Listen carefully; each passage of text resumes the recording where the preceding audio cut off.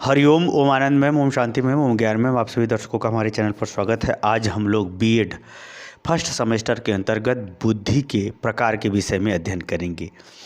जैसे हमने बताया कि बुद्धि के प्रकार की अगर हम बात करें तो अनेक लोगों ने अपने अपने दृष्टिकोणों से इसके प्रकार को बताया है, परंतु आज हम लोग जो पढ़ेंगे गैरिट महोदय के बताए हुए बुद्धि के प्रकार का हम लोग अध्ययन करेंगे।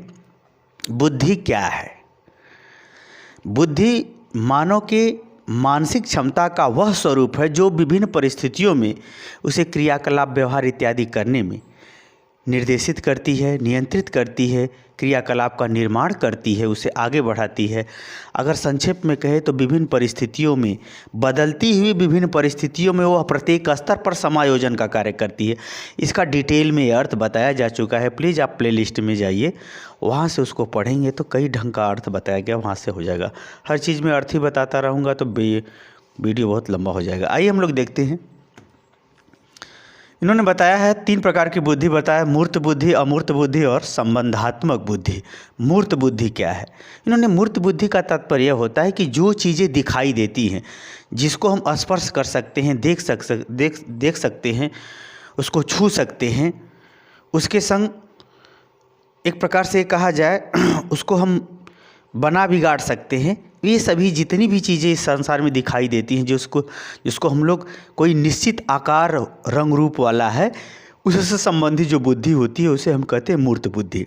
जैसे गाड़ी है, कुर्सी है, टेबल है, बाइक है, साइकिल है, घर है, मकान है, यानी ऐसी बुद्धि जो कोई निश्चित वस्तु के निर्माण के अंतर्गत विभिन्न प्रकार का वह कार्य करती है।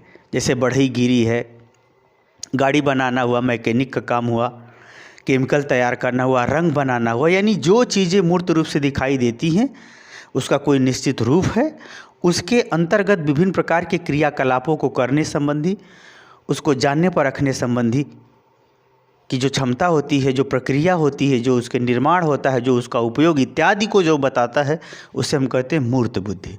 जैसे ब्लैक बोर्ड मूर्त बुद्धि, इस ब्लैक बोर्ड का उपयोग करना, निर्माण करना, इसका सब मूर्त है, क्योंकि चाक है भी मूर्त, हम भी मूर्त हैं, मोबाइल भी मूर्त, जो पढ़ रहा है वो भी सामने मूर्त। यानी जो मूर्त चीज़ें हैं, जिसका निश्चित आकार, रंग रूप, व्यवहार है, उसके संदर्भ में किए जाने वाला निर्माण प्रक्रिया जो कुछ भी होगा वह सब कहा जाएगा मूर्त बुद्धि। दूसरा है अमूर्त बुद्धि। अमूर्त का मतलब होता है जिसका कोई निश्चित रूप न हो, अमूर्त कहते हैं। जैसे आत्मा सबके अंदर होती तभी हम लोग जीवित हैं, लेकिन आत्मा दिखाई नहीं देती, फिर भी आदमी सोच सकता है उसके विषय में। वो कौन सा शक्ति का पुंज है, वो कैसा ऐसा प्रभाव है जिसके वजह से मनुष्य जीवित रहता है।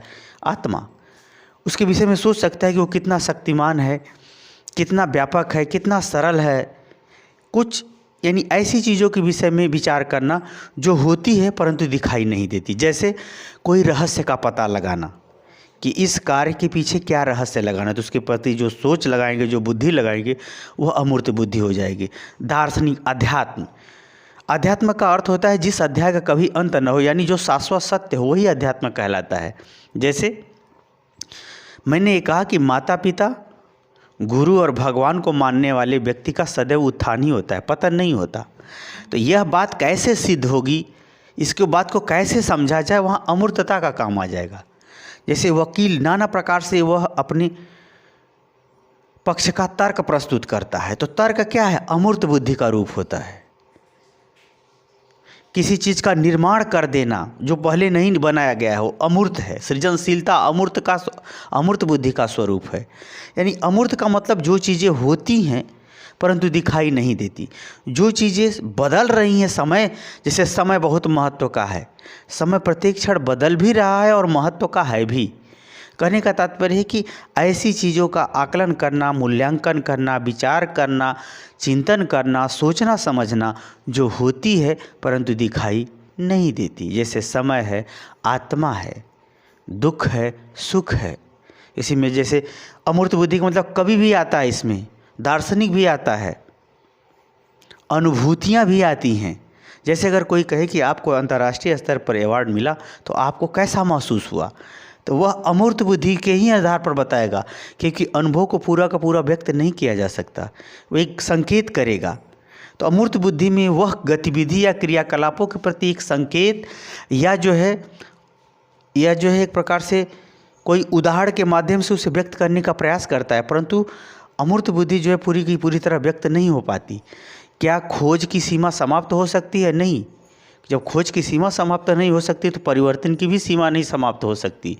तो ऐसी चीज़ों के विषय में यह बुद्धि काम करती है जो होती है दिखाई नहीं देती, महत्व की होती है, आवश्यकता की होती है, परंतु वह दिखाई नहीं देती है। अमूर्त बुद्धि जैसे आत्मा, समय, वायु दिखाई नहीं देता। हम लोग रोज़ यूज करते हैं, जीवन भर यूज करते हैं, लेकिन वायु दिखाई नहीं देती। इस तरह से ऐसी चीज़ों के विषय में जब बुद्धि काम करती है या ऐसी से संबंधित गतिविधियों पर जो हमारी बुद्धि काम करती है उसे अमूर्त बुद्धि कहते हैं, जिसका कोई निश्चित रूप नहीं होता परंतु वह काम का जरूर होता है। आगे संबंधात्मक बुद्धि। संबंधात्मक बुद्धि का तात्पर्य होता है ऐसी बुद्धि जो संबंधों के आधार पर व्यक्ति निर्णय लेता हो या संबंधों के आधार पर वह क्रियाकलाप व्यवहार प्रदर्शित करता हो। एक व्यक्ति से दूसरे व्यक्ति के बीच संबंध, एक व्यक्ति से समाज के बीच संबंध, व्यक्ति का पर्यावरण से संबंध, व्यक्ति का जीव जंतुओं से संबंध, व्यक्ति का जो है वस्तु के साथ संबंध, व्यक्ति का अन्य वनस्पति या अन्य क्षेत्रों से संबंध, यानी व्यक्ति की संबंधात्मक गतिविधियों के आधार पर जो बुद्धि काम करती है उसे हम क्या कहते हैं? संबंधात्मक बुद्धि कहते हैं। ये बड़े महत्व का होता है, क्योंकि जब एक व्यक्ति का अनेक व्यक्ति हैं तो कौन व्यक्ति अधिक महत्व का है, कौन कम व्यक्ति का है, कौन ज़्यादा उपयोगी है, कौन कम उपयोगी है, उसके संग उसका अलग अलग व्यवहार का निर्णय लेना, अलग अलग व्यवहार को करना, किस धर्म संस्कृति ज़्यादा अच्छी है, कहाँ की संस्कृति ज़्यादा खराब है, किस संस्कृति का लिए मानव का महत्व है, किस संस्कृति के लिए में जीव जंतुओं का विशेष महत्व है। जैसे आदिवासी, उनके संस्कृतियों में पर्यावरणीय जीवन है। भौतिकतावादी पाश्चात्य संस्कृति में भौतिक जीवन है। सन्यासियों के जीवन में देखा जाए तो उनका आध्यात्मिक जीवन है। यानी कहने का मतलब उनके संबंध का स्वरूप, उनकी प्रक्रिया, व्यवहार, विचार इत्यादि के अनुरूप जो हमें बुद्धि, क्रियाकलाप, व्यवहार, सोच समझ सिखाती है, वे सब कभी क्या कहलाती है? संबंधात्मक बुद्धि कहलाती है। सब क्या कहलाती है? संबंधात्मक। अर्थात बुद्धि 3 प्रकार का उन्होंने बताया। मूर्त बुद्धि जिसको हम छू सकते हैं, स्पर्श कर सकते हैं, उसके संदर्भ में जो बुद्धि काम करती है मूर्त बुद्धि, जो चीज़ें होती हैं परंतु दिखाई नहीं देती, उसके संदर्भ में अमूर्त बुद्धि। संबंधात्मक बुद्धि व्यक्ति का विभिन्न लोगों से संबंध, क्रियाकलाप, व्यवहार इत्यादि के आधार पर किए जाने वाले व्यवहारों का निर्णय लेने वाली बुद्धि संबंधात्मक बुद्धि कहलाती है। मुझे उम्मीद है कि गैरिट के अनुसार तीनों बुद्धियों का अर्थ आप समझ गए होंगे। समझ गए हैं तो कमेंट बॉक्स में जरूर बताइए। साथ ही मेरे चैनल को लाइक शेयर सब्सक्राइब कीजिए। हरिओम।